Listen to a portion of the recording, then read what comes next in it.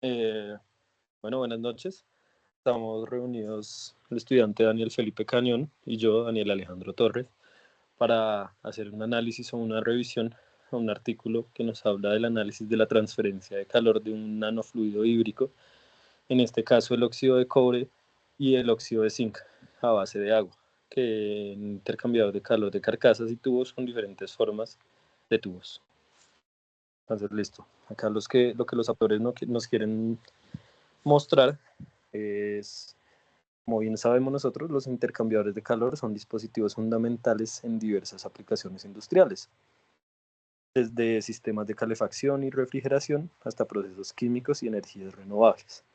Entonces acá lo que más nos compete o le compete al artículo es mostrar cómo la eficiencia. Entonces se sabe que la eficiencia es crucial para mejorar el rendimiento de estos sistemas y también reducir el consumo energético. Entonces ya de antemano, con antelación, sabemos que los nanofluidos han emergido como una alternativa prometedora para mejorar la transferencia de calor en intercambiadores térmicos. Entonces voy a dar como una explicación del nanofluido.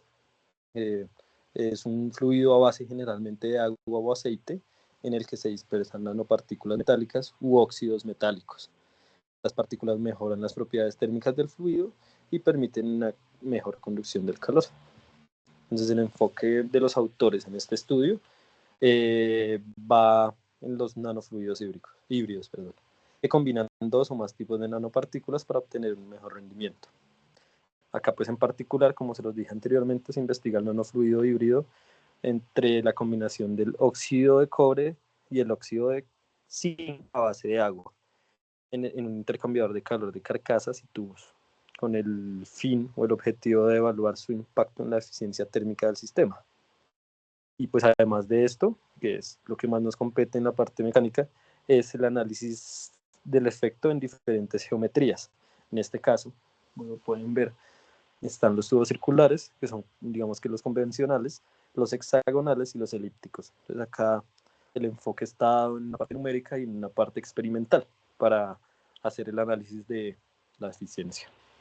Digamos que acá los autores en el artículo nos dan como unos antecedentes y lo que los motivó a tener este estudio. Entonces, pues principalmente buscan la optimización de la transferencia de calor en intercambiadores de carcasas y tubos, que pues es un área de investigación clave en la ingeniería térmica.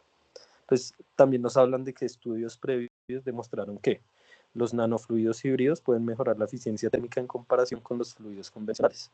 También vieron que el diseño de la geometría de los tubos influye significativamente en la transferencia de calor. Tubos con superficies modificadas o formas alternativas pueden aumentar la turbulencia del fluido, mejorando la eficiencia térmica. Y también nos dicen que combinaciones específicas de nanopartículas pueden ofrecer mejores propiedades térmicas, esto dependiendo claramente de la aplicación y del tipo de intercambiador que se utilice. Listo, entonces el enfoque, como ya lo dije anteriormente, es como que busca llenar algunas lagunas de estas investigaciones previas que se han hecho, ya que existen pocos análisis detallados sobre este nanofluido que nos compete acá. Entonces, el objetivo es evaluar el efecto del nanofluido en la transferencia de calor de un intercambiador de carcasas y tubos, considerando tres geometrías o configuraciones. En este caso, como lo dije, configuraciones circulares, hexagonales y elípticas. Entonces, acá hay varios parámetros que ellos evalúan, como la tasa de transferencia de calor, el coeficiente de transferencia de calor por convección, el número de Nusselt, la caída de presión y digamos cómo todo esto impacta la velocidad del fluido en la eficiencia térmica. Entonces acá los dejo con mi compañero Daniel, que les va a explicar más detalladamente la metodología.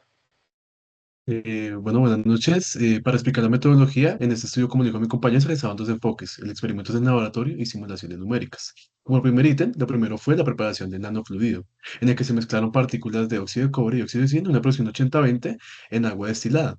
Asimismo, se utilizó un ultrasonido para estabilizar la dispersión de las nanopartículas. Seguidamente, se realizó una prueba de sedimentación durante 12 días, asegurando la estabilidad del nanofluido sin variaciones en sus propiedades. Como podemos ver en las imágenes, se realizó un montaje de intercambiador de calor en el que se constituía a partir de una carcasa de aluminio y los tubos de cobre. Estos con diferentes geometrías, como lo dijo mi compañero, circulares, elípticas y hexagonales. Eh, Igualmente se empleó un flujo turbulento con un número de reinos entre 10.000 y 15.000, que posteriormente vamos a ver en las gráficas cómo influyó en el experimento. Finalmente, se realizó un análisis de ANSYS Fluent, donde se utilizó el modelo de turbulencia K epsilon y se realizó un análisis de transferencia de calor y caída de presión. Dentro del software ANSYS se realizaron condiciones de contorno con un flujo de agua caliente en la carcasa y nanofluido en los tubos. Asimismo, como podemos ver en la imagen de la derecha, se optimizó la malla con esto con el fin de obtener resultados más precisos en el experimento y poder dar como validez a la información suministrada durante este proyecto. Para explicar los resultados y los análisis, los resultados obtenidos en este estudio muestran diferencias significativas en la eficiencia de transferencia de calor según la geometría del tubo. Posiblemente vamos a ver. Eh, pues como primer paso se logró el aumento de transferencia de calor a partir de los tubos hexagonales, como lo podemos ver en la siguiente imagen, donde la eficiencia del tubo hexagonal es mayor con respecto a sus predecesores, donde en esta se logró un aumento del 22,11 en comparación con tubos circulares, y pues los tubos elípticos obtuvieron un incremento del 18,42%, igualmente con respecto a los tubos circulares. Dentro de la distribución de la geometría, pues es posible decir que la geometría hexagonal optimizó la distribución térmica, permitiendo mayor absorción de calor del fluido caliente, pues gracias a que se tiene mayor área de contacto del fluido hacia el exterior, digamos. En estas gráficas podemos ver cómo el coeficiente de transferencia de calor entre el numérico y experimental dio resultados similares, lo que puede dar validez al estudio en cuanto a cada tipo de geometría utilizada. Seguidamente, eh, el número de Nusselt y el número de Reynolds, como pueden ver en la gráfica de esta parte, en esta se observó un aumento del número de Nusselt con el incremento del número de Reynolds. ¿Esto qué confirma? Confirma que se mejoró la eficiencia térmica en el flujo turbulento a partir de cuánto el hexagonal, el tubo redondo y el elíptico. Como podemos ver, la parte naranja corresponde al tubo hexagonal y sigue teniendo mejores resultados con respecto a los demás. Pues ya lo dejo con mi compañero a partir de las conclusiones que pudimos obtener de este estudio y que podemos tener como aplicaciones futuras y demás. Claro que sí, entonces acá tenemos los resultados de, qué pena, en los que podemos analizar, bueno, varios ítems importantes. El primero es la comparación de la transferencia de calor entre las diferentes geometrías.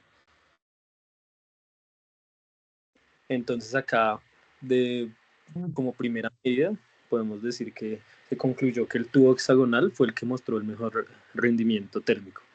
Entonces este se puede ver porcentualmente con una mejora del 22% respecto al tubo circular, que es el convencional, y del 18% respecto al tubo elíptico. Y esto es debido a que la mayor superficie de contacto de la geometría hexagonal mejora la disipación de calor.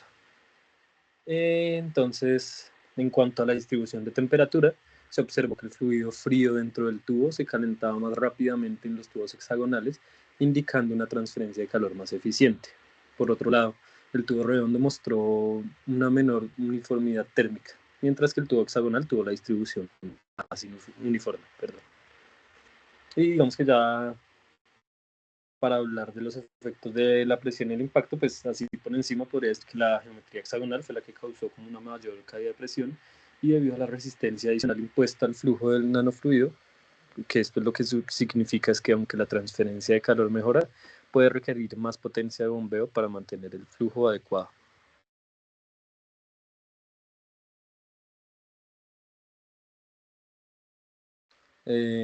Para validar los resultados, digamos que los datos numéricos obtenidos en ANSYS fueron comparados con los resultados experimentales, como ya dijo mi compañero, y mostraron alta precisión y confiabilidad.